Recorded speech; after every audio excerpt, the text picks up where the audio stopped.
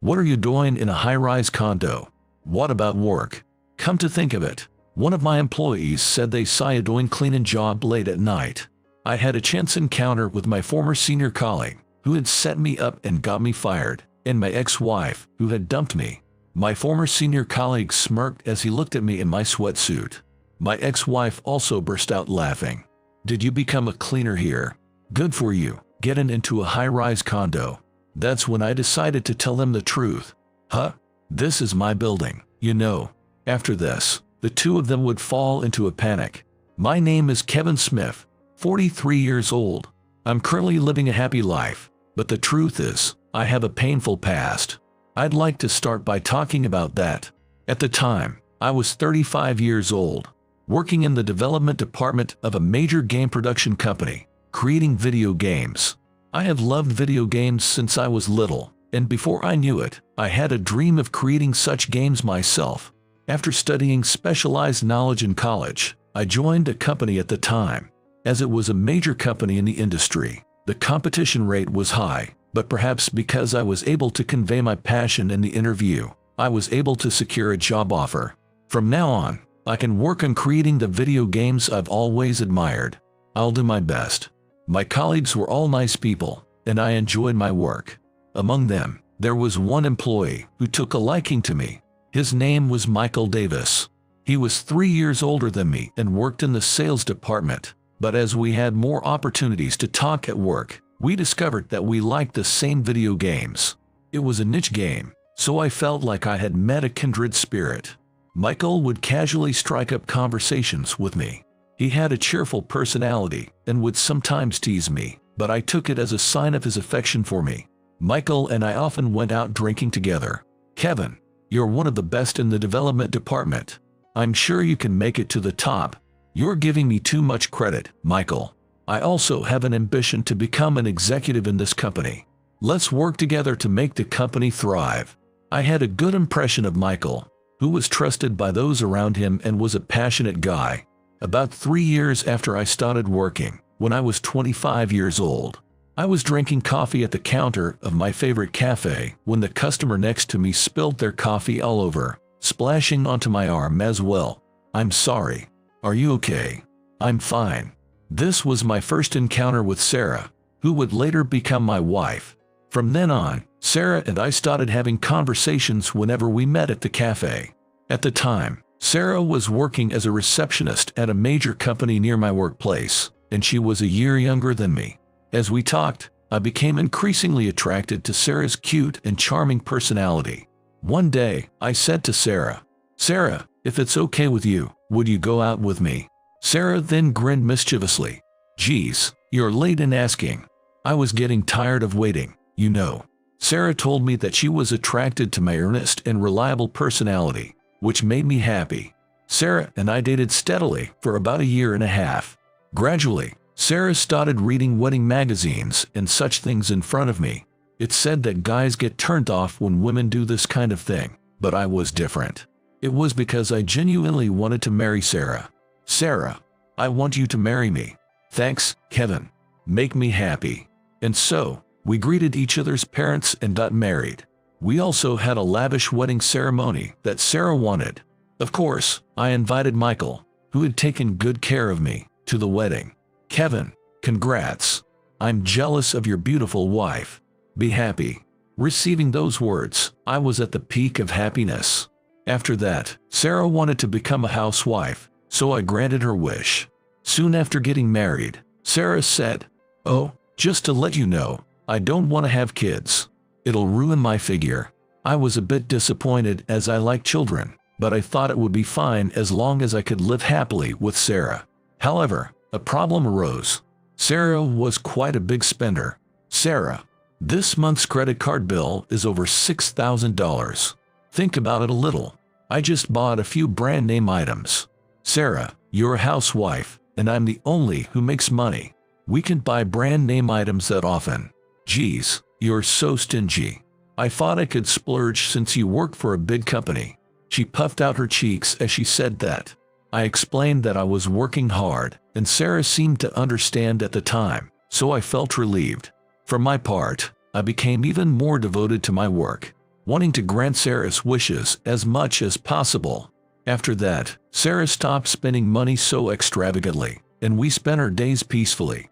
Sometimes, I would invite Michael over to our house, and Sarah would serve him food. Well, Sarah is a great cook and always looks beautiful. I'm jealous of you, Kevin. Oh, Michael, don't flatter me. I would listen to their conversation with a laugh. 7 years into my marriage with Sarah, I turned 35 and was given the role of team leader in the development department. For the first time, a game developed by a team I led was going to be released, and I was thrilled. I hope people enjoy the game I created. When it's released, I'll celebrate with Sarah. Just when the game's release date was approaching next month, I was suddenly summoned by the department head. Kevin, come to the conference room for a sec. From the tone of his voice, I could tell it wasn't good news, but I had no idea what it could be.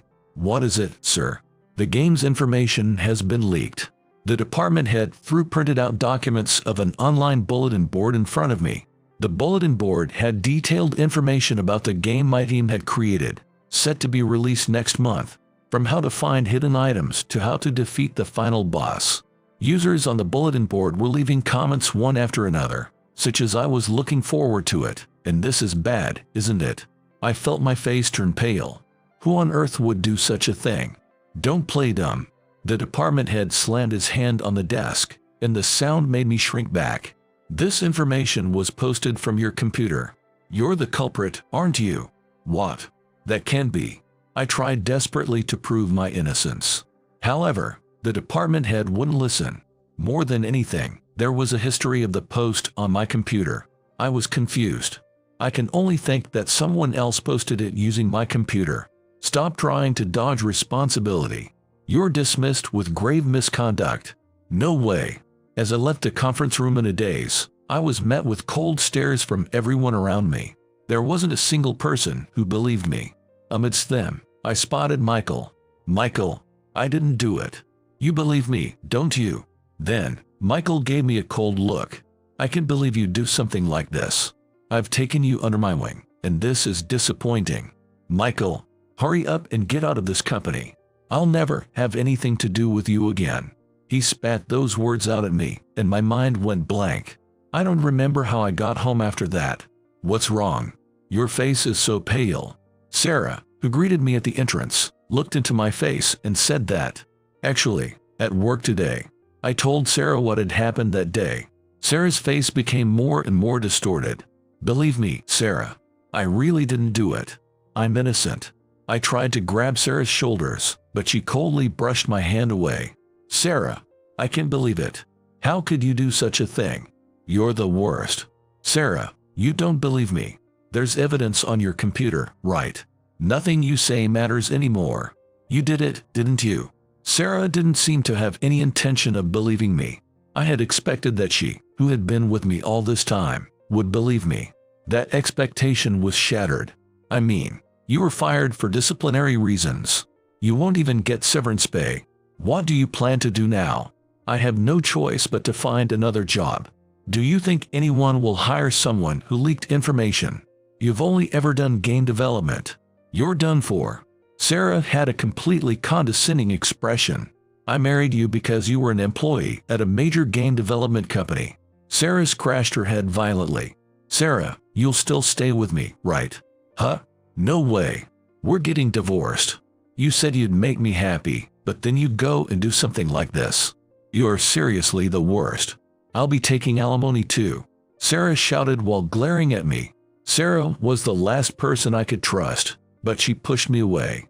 Realizing that anything I said would be futile, I hung my head and told Sarah, okay, let's get divorced. I'll do what I can about the money. Of course. Hurry up and do the paperwork. And so, Sarah left the house, and in just one day, I lost my job, my wife, my savings, everything. All alone. Tears fell from my eyes for the first time that day. Why did this happen? Everything was going well until yesterday. After that, I told my family back home that I had gotten divorced and fired. I thought I would go back to my family home and relax, but I was shocked by what my family said. I can't believe you would do such a thing. We're cutting ties with you too. Your father says to never come back. "You're not our son anymore." I had lost even a place to return to. No one believed me. That hurt me more than losing everything. After that, I closed off my heart. If no one will believe me, then I won't believe anyone either. I don't need friends or family. Just as Sarah said, it seemed unlikely that I could return to game development work, but I still had to find a job that would keep me fed. I decided to take on programming work online without revealing my identity and do part-time jobs. I chose late-night cleaning work as my part-time job. The reason was that I could avoid interacting with anyone. I thought cleaning a quiet office building, a job where I could work silently, suited me well. Once I earned enough to get by, I would spend the rest of my time cooped up at home. I was living a life almost like a recluse. This lifestyle continued for over a year. I couldn't even have hope for the future. I thought many times about just disappearing from this world. Still, the reason I managed to stay in this world might have been because I had some lingering attachment somewhere. Then, one day, when I went to the office building I was assigned to for cleaning work, there was an unfamiliar woman in work clothes. "Nice to meet you. I'm Hannah Thompson. Looks like the two of us will be in charge here starting today. Looking forward to working with you." "Ah, yes. Nice to meet you too." The good thing about this job was that I could work silently alone, but now another person had been added. Moreover, Hannah was younger than me and quite beautiful. I did wonder why someone like her was doing late-night cleaning work, but I didn't ask too deeply. I knew that people who came into this kind of job had various circumstances. Even though Hannah and I were working at the same site, we basically ended up doing separate tasks as a pair. At first, I didn't really talk to her at all.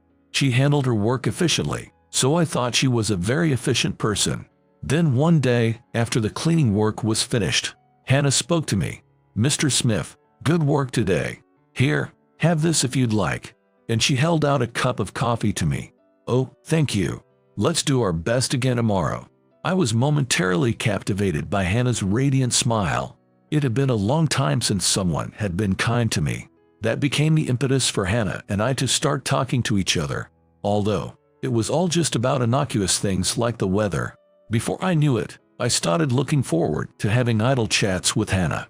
However, one day, I had finished my task of the cleaning and was waiting for Hannah at the meeting spot, but she didn't show up. This was the first time this had happened, and I was perplexed. I decided to go check on Hannah's assigned area. And there, at the end of the hallway, was Hannah, collapsed on the ground. I was surprised and rushed over to her. "Miss Thompson, what's wrong? Are you okay?" Hannah just let out small groans and didn't say anything. I hurriedly called for an ambulance. As her colleague, I volunteered to be by her side at the hospital. I soon arrived at the hospital, and Hannah received treatment. It seems to be a case of severe anemia. She also appears to be quite fatigued. Then Hannah was taken to a hospital room and slept for a while. I stayed by her side, contacting the company. "Huh? Mr. Smith, where is this?" Hannah, who had woken up, didn't seem to understand the situation, so I explained it to her. "Mr. Smith, you stayed with me the whole time. I'm so sorry for causing you trouble." I shook my head at Hannah, who was apologizing with a pale face. "It's okay. Miss Thompson, they said it's anemia and exhaustion. Have you been eating properly?" "Now that you mention it, I haven't eaten a decent meal lately." "How embarrassing." I hesitated for a moment but asked Hannah the reason. "If you don't mind, I can listen to your story. There might be something I can do to help." Then Hannah slowly began to talk. "I grew up in a single-parent household with my father, but last year my father collapsed due to illness." This was Hannah's story. Apparently, Hannah's father ran a company, and Hannah had been told since she was little that she would become the successor. Hannah herself also admired her father. So, with the intention of taking over the company, she studied marketing and management in college. And after graduating from college, she joined her father's company. She worked as a lowly employee for a while, but last year, her father, the CEO, collapsed. Everything happened so fast after that, with the added impact of the recession. The company started going downhill. I tried my best, but it was beyond my power, and my father's company went bankrupt. I'm so sorry to hear that. When the company went bankrupt, we ended up with debt. I was working multiple jobs to pay it off. With my father's medical expenses too, we were always barely scraping by. Hannah scratched her head in embarrassment. Even in such a difficult situation, you were always putting on a cheerful front. Then Hannah struck a pose as if flexing her muscles and laughed. I've decided not to let myself be defeated. Because I'm still alive. As long as I'm living, I'll keep facing forward and fighting. I believe that I'll be rewarded properly someday. Hannah's words made me catch my breath. I was struck by the positive and powerful words coming from her, who had been through so much hardship. And I hadn't given up on my dream of becoming a business owner. I want to create a company that values its employees and grows, just like my father did. That's what I'm working hard for. Hannah smiled like a sunflower. Miss Thompson, will you listen to my story? Before I knew it, I was talking about myself. It became painful as I spoke, but I told her everything. That's terrible. Mr. Smith, you've been through a lot. Hannah listened to my story with empathy, saying those words with tears in her eyes. But listening to your story just now, Miss Thompson, it made me think. I need to work hard too. And I remembered. I love creating games. I always wanted to create games that would make many people happy. Then Hannah said with a serious expression, I know you can do it, Mr. Smith. If there's anything I can do to help, I will. Thank you. I'll give it a try. And so, I decided to spend my free time developing games. Even though I decided to do so, I was just a technician and didn't have a good grasp on what kinds of games would be popular. When I consulted Hannah about this, she said, that's in the field of marketing. Leave it to me. And she analyzed the market in detail and gave me hints for game development. Using that as a foundation, I devoted myself to development, not even sparing time for sleep. I became engrossed in the work that I hadn't done in a long time. Eventually, after 6 months, the game was completed. I couldn't develop video games like before. It was a smartphone game, but I was confident in it. I nervously released the game. At first, it didn't take off, but Hannah advised me to have famous streamers play it, so I followed her suggestion. Then, the streamers became totally hooked on the game, and in their streams, they introduced it, saying this is insanely fun. That became the catalyst, and my game caught on in popularity. The number of downloads increased to an unbelievable degree, and before I knew it, it was earning tens of millions. Mr. Smith, this is amazing. It's a huge success, isn't it? Congratulations. I said to Hannah, who was excitedly telling me this. This was all thanks to your cooperation, Hannah. I'm truly grateful. That's because you're amazing, Mr. Smith. I didn't do anything. That's when I voiced what I had been thinking. Hannah, would you like to start a company with me? What? I'm totally clueless when it comes to management since I'm from a technical background, so it would be a huge help if I had someone to incorporate the company and manage it. Then Hannah's eyes quickly filled with tears, and she hugged me. Mr. Smith, thank you. Let's create an incredible company together from now on. And so, we established a game production company. We named the company Hannah Works. Is it really okay to use my name? Wouldn't it be better to include your name, Mr. Smith? I think Hannah is a great name. I find it nice to put your name in our company name as I cherish you so much. Hannah gave a big nod at those words. After that, we worked hard. Hannah took on everything from marketing to scouting sales personnel, and I devoted myself to developing fun games. When we released my second game, the company's first, it was also a big hit. Our assets grew, and although we had a small but elite group, the number of company members also increased. And so, we had been working diligently as partners for several years. About 5 years after meeting Hannah, after a work meeting, I invited Hannah out for a meal. What's the matter, Mr. Smith? You look so nervous. That's when I held out a bouquet of flowers to her. Hannah, I'm sorry if this makes you uncomfortable. I like you. If it's okay with you, will you go out with me with the intention of getting married? Hannah had a surprised look on her face and didn't say anything. I gasped and tried to pull back the bouquet. Sorry, I didn't mean to make you uncomfortable. Forget about it. Then Hannah grabbed my hand. I'm so happy. I've always admired you. Can I call you Kevin from now on? As my nervousness dissipated, I felt joy welling up inside me. After that, Hannah and I got married right away. Let's support each other both professionally and privately from now on. Yeah, Hannah. Thank you, always. I was grateful to Hannah. It was all thanks to Hannah that I was able to face forward again and achieve the success I have now. From now on, I wanted to make Hannah happy with all my heart and soul, and to be happy myself. Hannah Works continued to grow after that. I invested the income I earned from work. As a result, my personal assets kept increasing. Hannah also became wealthy, and her father's illness was completely cured. My relationship with my father-in-law was good, and we would occasionally play chess together. Then one day, Hannah said to me, "Hey Kevin, I think I'm pregnant." "Really? I'm so happy, Hannah." I cried with joy. "We gotta keep working hard for this child too." "Yeah, you're right." Hannah and I talked it over and decided to buy a building when the child was born. It was what's known as a high-rise condo building. We moved into the top floor of that 50-story building and lived happily with our newborn child. Both work and private life were going smoothly. I had obtained such a fulfilling life. Then one day, when I returned from my daily jog, there were two figures in the entrance. Thinking they were residents, I greeted them. "Hello." Then the two of them turned around. I was astonished. It was my former senior colleague Michael and my ex-wife Sarah. "No way.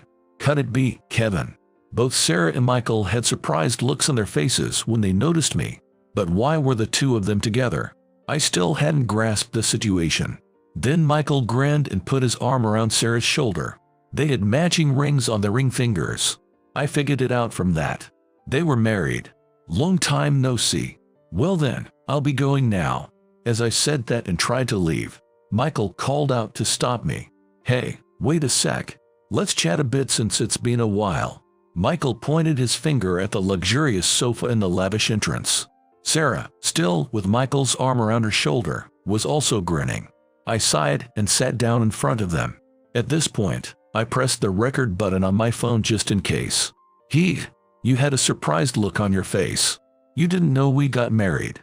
Sarah looked at me with a triumphant expression. "I didn't contact you after our divorce. And that was the last I saw of you too, Mr. Davis." When I said that, Michael grinned. "That's right. It's been since the day you got fired for leaking information." "Yes, that's right." When I calmly replied, Michael furrowed his brow. "Why are you acting so composed?" "That's right. I became an executive at that company. That's why I can live in a high-rise condo like this now. You can't even imagine it, can you? You did say you wanted to become an executive, Mr. Davis. Congratulations." Then Michael snorted. "I always get what I want. Work, women, anything. To do that, I've kicked out anyone in my way." "Oh my, Mike, you're so cool." Sarah clung to Michael's arm. At this point, I realized everything. I was included in those people in your way, right? Then Michael grinned. "Yay, that's right. People had high expectations for you, and there were rumors about your promotion at the time. You were an eyesore. And I was dating Sarah back then. I knew it. Michael and Sarah had a relationship even when I was married. It turned out I had been betrayed by Sarah and Michael all along. Sorry, but Mike is more manly, and you're not good enough for me since you don't have any earning power. It's only natural to be attracted to a stronger male. Mr. Davis, you leaked the information, didn't you? Well, the statute of limitations has passed, so I'll say it. Yeah, I did. There were no cameras in the department, and it was easy to access your computer. When I stayed silent, Michael burst out laughing. You mad? But there's nothing you can do, right? It's your fault for getting completely framed. You did the same thing to other people too. Yeah, pretty much. I framed anyone who pissed me off. I took care of my rivals, Thomas and Sean, all with my own wits. That's why I'm the youngest executive. Michael spread his arms exaggeratedly as he said that. I sighed. Then Michael looked like he was about to burst out laughing. So, what are you doing now? Come to think of it, one of my employees said they saw you doing cleaning work late at night. Then Sarah snorted. Did you become a cleaner here? Good for you, getting into a high-rise condo. Michael and Sarah looked at each other and laughed loudly. I felt ashamed of myself for having admired and loved these kinds of people. That's when I decided to tell them the truth. Huh? This is my building, you know. What? Then the two of them started roaring with laughter. I was wondering what you were gonna say, but keep your delusions in check. This is seriously pathetic. Claiming it's your building 'cause you got nothing else to say. Just then, the concierge of the high-rise condo passed by. Owner, I apologize for not noticing you right away. I'll bring you a drink right away. Huh? Did you just call this guy the owner? Then the concierge looked puzzled and said, Yes, Mr. Smith is the owner of this building. What? I responded to the concierge with a smile, and the concierge left. Michael and Sarah still seemed unable to process the situation. You, a cleaner, are the owner of this high-rise condo. How? Your family wasn't wealthy either, right? How on earth? I calmly answered. How, you ask? Because I succeeded in my work. Work? So I explained it to them. Since then, I immersed myself in work, and the smartphone game I developed became a huge hit. Then I started a company with that, became wealthy, and purchased this building. Don't lie. Then what's the name of your company? It must be one even I know. Oh, it's called Hannah Works. Then Michael's mouth gaped open. Hey, I've heard of Hannah Works. Isn't it a company that's growing at a breakneck pace? But that's weird, right? I thought the CEO of Hannah Works was a young female. Is that her? Where I pointed, Hannah was there. Returning from a walk, she was pushing a baby stroller. Hannah is my wife, and she has a radiant beauty. She also exuded a dignified aura as a company CEO. No way. It's the CEO of Hannah Works. Michael and Sarah's eyes widened. Oh honey, you're done with your jog. So, who are these people? Hannah spoke to me in a familiar manner. They are my former senior colleague and ex-wife. The two of them got married and live in this high-rise condo. Hannah seemed a bit surprised but smiled. Oh my, nice to meet you. I'm Hannah Smith, the representative of Hannah Works. My husband has told me about you. So it's true that he founded Hannah Works. Yes, the two of us founded it together. He entrusted the management to me. He said he wanted to focus on development. Now, he's a trustworthy partner both professionally and privately. Michael and Sarah looked like they were about to scream. Hannah smiled again and said, By the way, even though I'm the CEO, his personal assets are several times greater. He also holds the copyrights to the games. You used that to buy this building too, right honey? Yay, that's right. Michael and Sarah had already turned pale. Well then, I look forward to our relationship as the owner and residents from now on. Our residence is on the top floor, so I don't think we'll have much contact on a regular basis. Michael seemed at a loss for words. Then Sarah suddenly stood up. Kevin, let's start over. Huh? Sarah grabbed my arm, her eyes bright red. This is wrong. I was supposed to be your wife, and yet this woman is in the position of your wife. I can't accept that. You still love me, don't you, Kevin? I was amazed. Then Hannah sharply said, Please don't touch my husband. Sarah's body trembled at that force. I brushed off her hand, just as she had done to me that day. I did cherish you, that's true. Then you'll start over with me, right? However, that's in the past. You betrayed me and thoroughly mocked me just now. There's no way I'd do anything with someone like that. More than anything, I love Hannah and our child. Then Sarah sat down with a blank look on her face. Sarah, what are you saying? To this guy just 'cause he's got money? Michael seemed indignant, but Sarah just muttered something and didn't respond. I spoke to Michael as well. Mr. Davis, make sure to pay your rent properly, okay? If you can, that is. Huh? What are you talking about? Then I took out my phone and played the recording. I framed anyone who pissed me off. I took care of my rivals, Thomas and Sean, all with my own wits. As his own hideous voice played, Michael's face turned pale. An executive committing fraud and framing people for it. I wonder what would happen if the company found out. Then Davis apologized deeply. Please, Mr. Smith, anything but that. I ignored that and said to Hannah, Hannah, shall we go? Yes, honey. Let's go. This little one is hungry too. And I left the place, walking beside Hannah. I could hear Sarah and Michael's frantic voices behind me. After that, I searched for the people who had been fired after being framed by Michael and contacted them. And together with them, I conveyed the truth to the company. As a result, a reinvestigation was conducted. When the truth came to light, my former company deeply apologized to me, and Michael's punishment was decided.